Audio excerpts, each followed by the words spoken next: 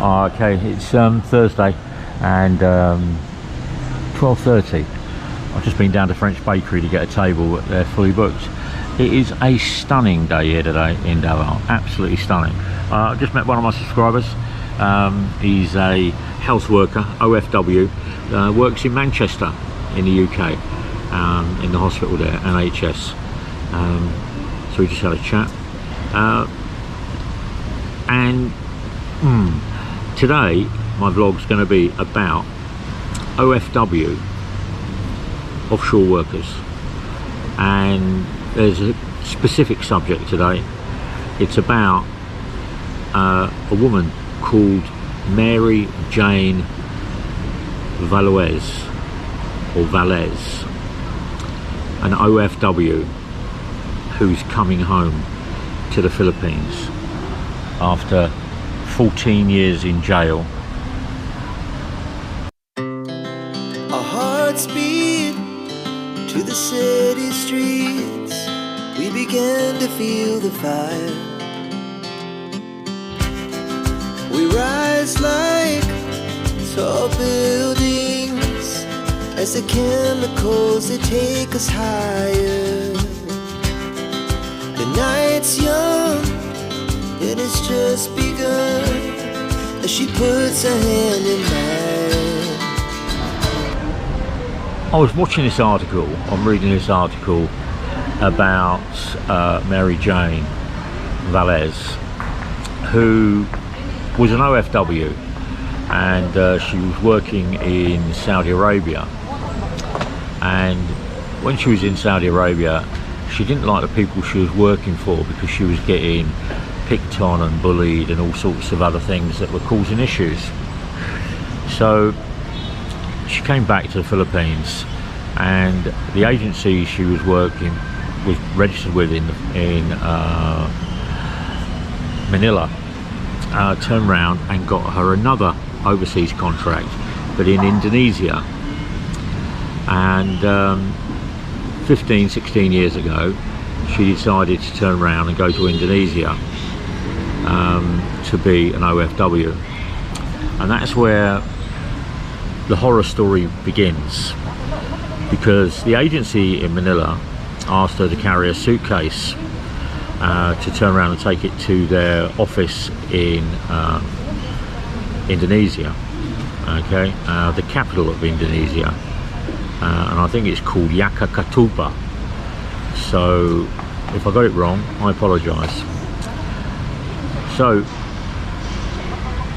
she arrived and she was promptly arrested at the airport, and the suitcase she was carrying for this agency in Manila had 2.6 kilos of heroin inside the lining of the suitcase. Now, what you need to understand about Indonesia, like a lot of countries around the world, they still have the death penalty. Yes, they still have the death penalty, either by shooting or by hanging, okay? It is there and it's prevalent.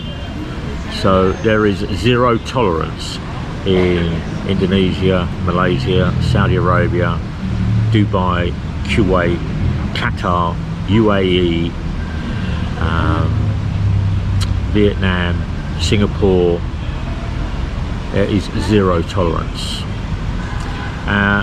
So anyway, this young lady who is now in her mid-30s, going into 40s, cut a deal because she was going to be shot, to turn around and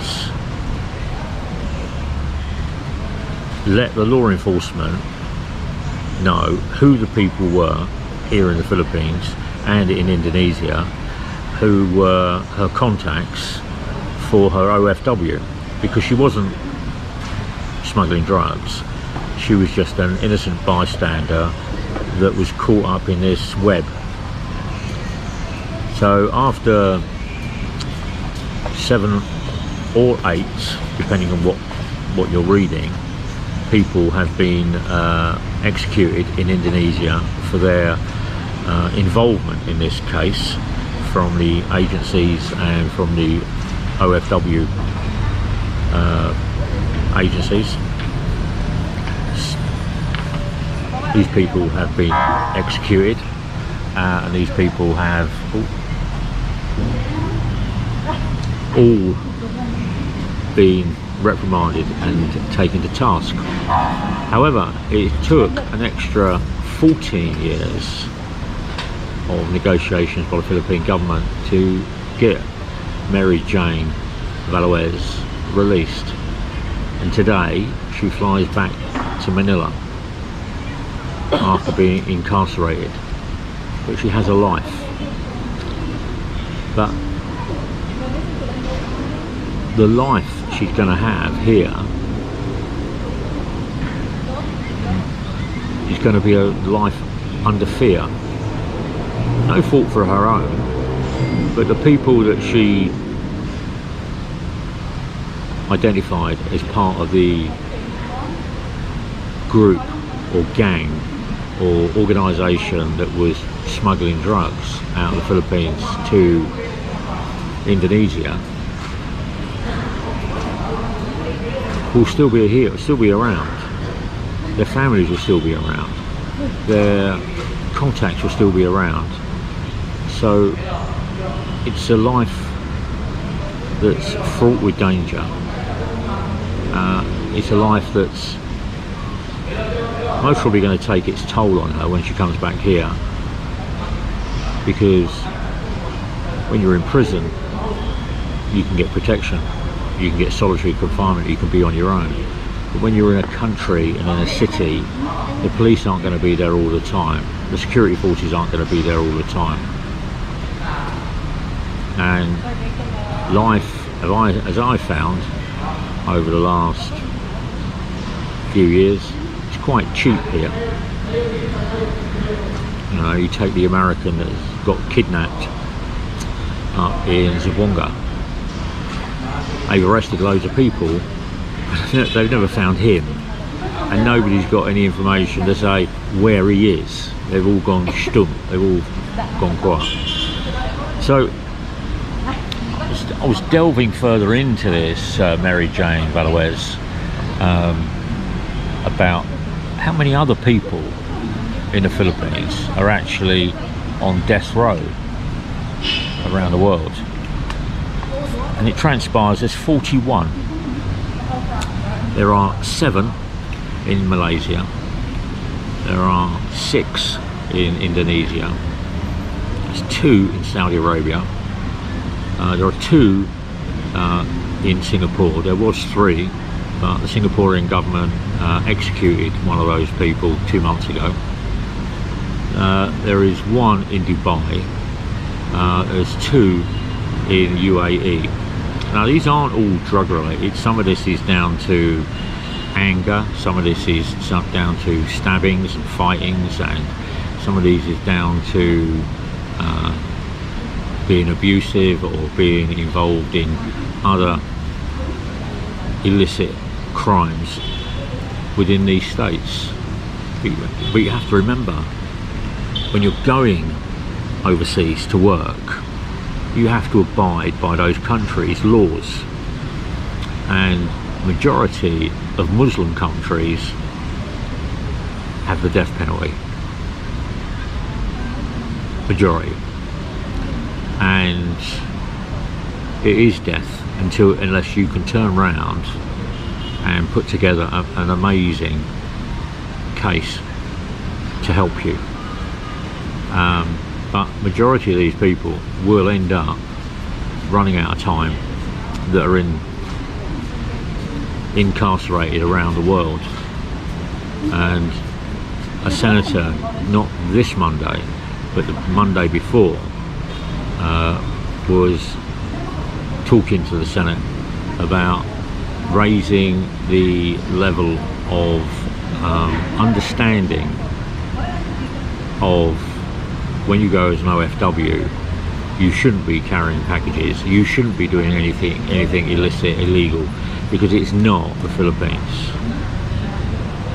Yeah, it's not the Philippines. So if you're going overseas, and you're in Saudi Arabia, it's Saudi law. If you're going to Indonesia, then it is the Indonesian law, the Malaysian law.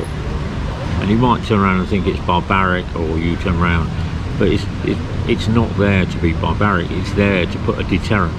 That if you are caught doing stuff illegally as a local or as a foreigner, then everybody gets the same penalty. So I'm pleased that Mary Jane Valles is back in the Philippines. Her journey and her story doesn't end there. Actions, whether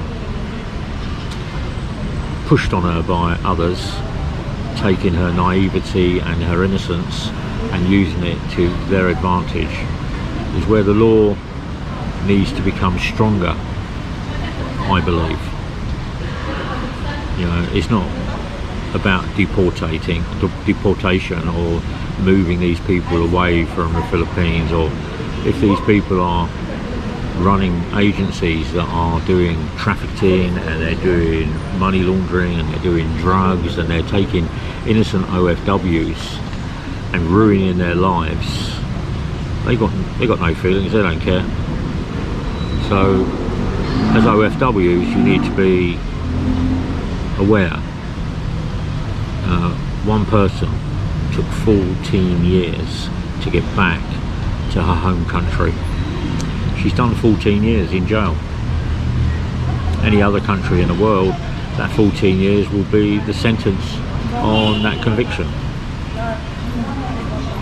But in Indonesia and Malaysia and Saudi Arabia and Kuwait and Qatar and Dubai, the death penalty is the final sentence, because they don't have to feed you, they don't have to look after you, don't have to put you in a cell, don't have to give you any food, they just take away your life.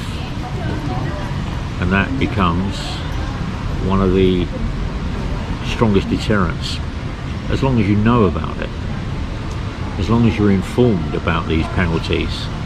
And I'm reading what the senator was saying, I don't think a lot of OFWs realise how severe penalties are if they're caught breaking the laws.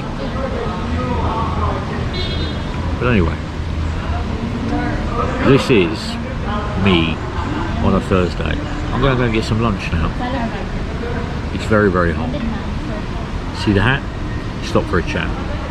Take care, guys. Look after yourselves.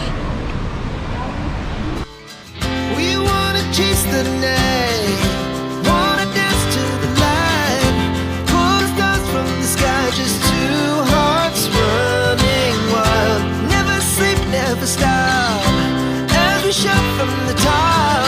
We're gonna be two hearts running wild.